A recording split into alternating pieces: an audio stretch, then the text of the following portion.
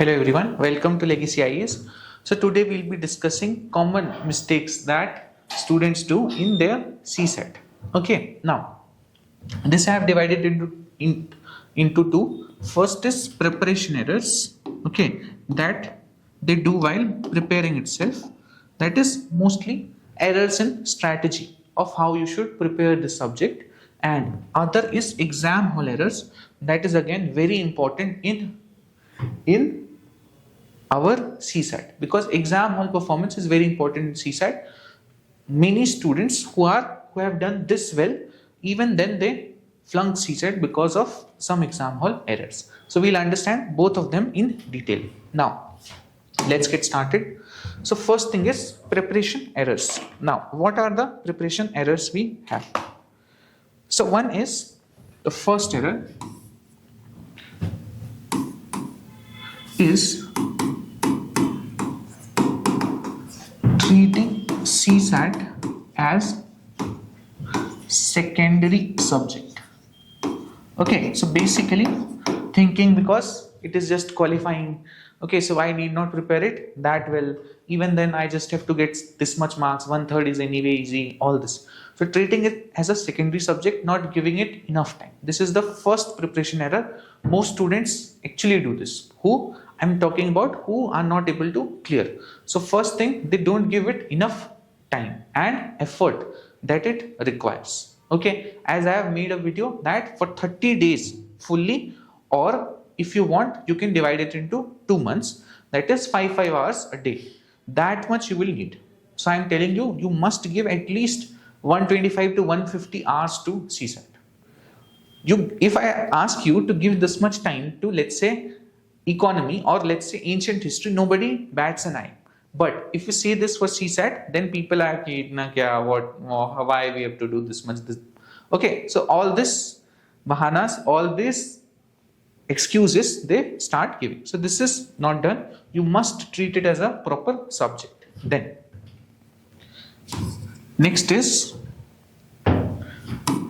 this is another pitfall, focusing more on mocks than PYQs. Now there are so many mocks of so many institutions, here, there, everywhere. Now nobody can guarantee you that these mocks will be relevant, or which mock are good, which mock are relevant. Understand, UPSC only talks to you in one language, that is PYQs.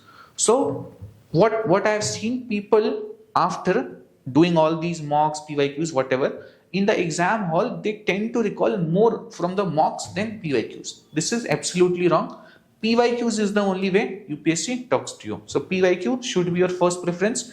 You should be able to do all the PYQs, at least from the chapters that you are preparing well. Okay, mocks are fine, PYQs are more important. Then next is relying solely on tricks.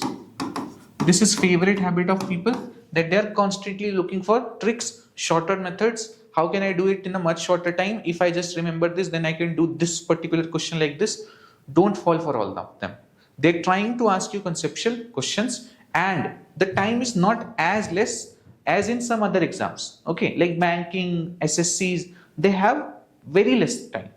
You don't have that much time crunch that you have to do it within 20 seconds, 30 seconds. No, you have a time in mathematics.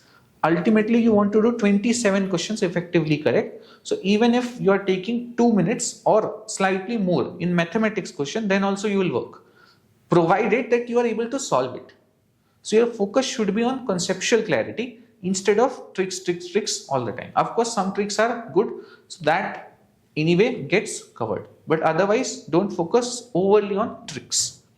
Try to learn the concept. This students tend to do. They just want some trick, something, this type of question like this type of question like this. This has not come, why this? Okay, so basically try to develop concepts. Try to think like you think in other subjects. You're not thinking this in history. You're not thinking this in economy. When you are learning about inflation, what happens to inflation and interest rate, or this type of no. Of course, you're understanding that if inflation is rising, what will happen to interest rate, or if interest rate are rising, what will happen to inflation? So you're trying to understand it properly, correct?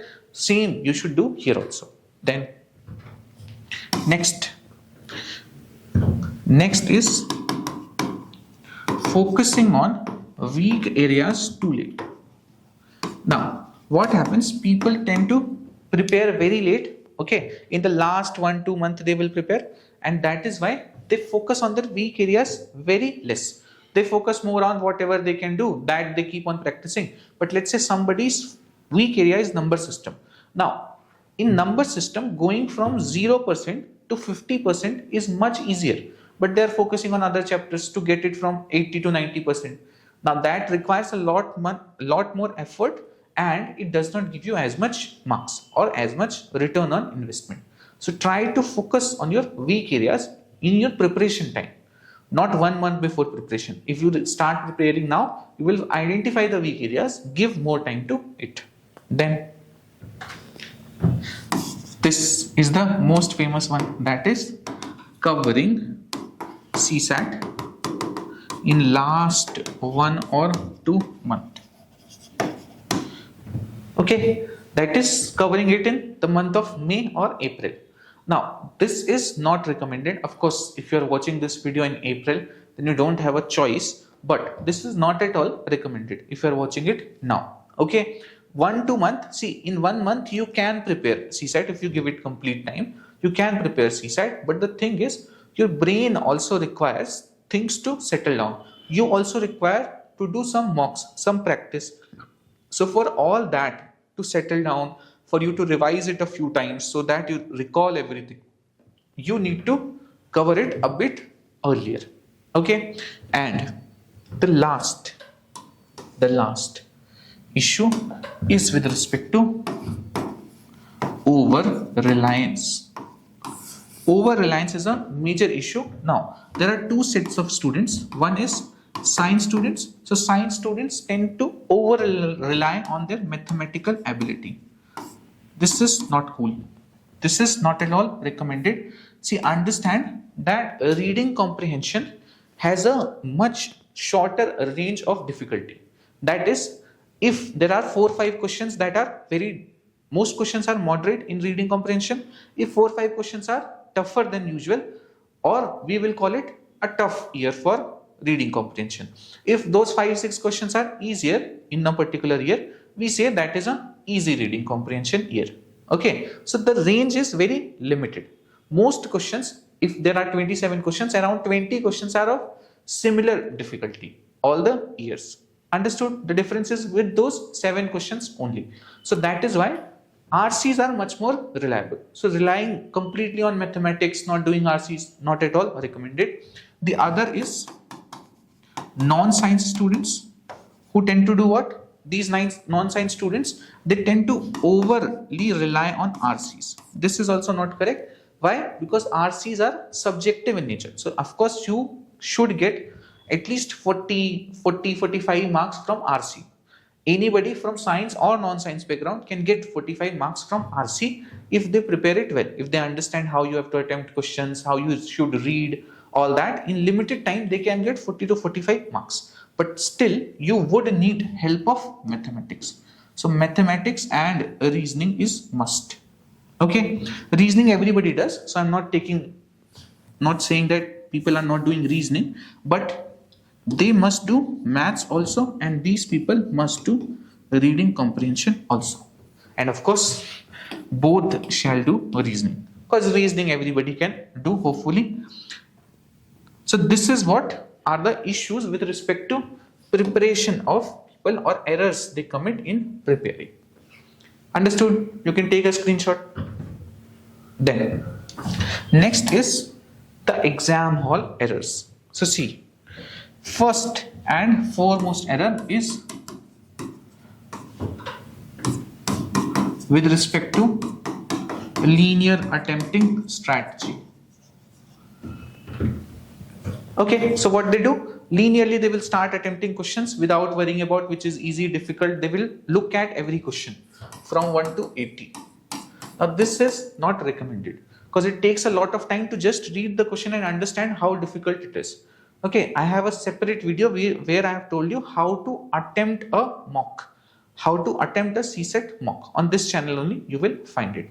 There I have explained you the strategy of how you should be attempting the paper. Okay, there are 4 blocks that you can create, and in those 4 blocks you have to give 30 minutes each. That I have explained you. Please watch that video. This is not at all recommended. Then second thing is ego solving. That is people getting stuck for more than 5 minutes in one question. You will be surprised to know what very high percentage of people who don't clear CSAT actually do this in exam. You can ask them that they must have given more than 5 minutes, 4 or 5 minutes in one particular question that they thought they can solve. So getting stuck in questions is a very important character of people who are unfortunately not able to clear the CSAT paper. Understood? Then last thing is, this is panic. So panic at last minute. Now because of this panic at last minute, people do 3 kinds of mistakes. One is of course OMR errors, because they have kept the OMR for the last. Now that is not a problem if you have you have practiced it a lot and this has worked for you. But otherwise people don't have that much experience with respect to OMRs, and then in panic situation they do OMR errors. Now that is fatal. Correct? That is very, very wrong, that if you are getting OMR incorrect, because that will first of all cost you marks of that question and then the minus marking also. So this is like 2.5 plus 0.83, that is approximately 3.33 marks you will lose for every wrong bubble. Every wrong bubbling cost you 3.33 marks. Just understand, 3 wrong bubbles and you're gone by 10 marks. Understood? So that is the gravity of the situation. You should not do OMR errors in panic. For that, you can try to fill this OMRs in the middle also. Once or twice in the middle also. If you fill the OMR, it will be better. Then the other 2 are, first are these people who tend to under attempt. So in panic situation, what they do, they try to find this question, that question, can I do this question, can I do that question. They keep on just turning the pages and they are not able to make enough attempts. Their attempts is sometimes even less than 35-40. Okay, if your attempt is less than 35, you are almost not even in the race, because some questions you will get wrong, correct, and you don't have any bandwidth for it. So please don't attempt. Some students come to me after the exam and they say that, sir, I have attempted only 30 questions, 31 questions. Of course you won't clear. Okay, so low attempt is not at all a solution. You should attempt at least 40. But some people do what?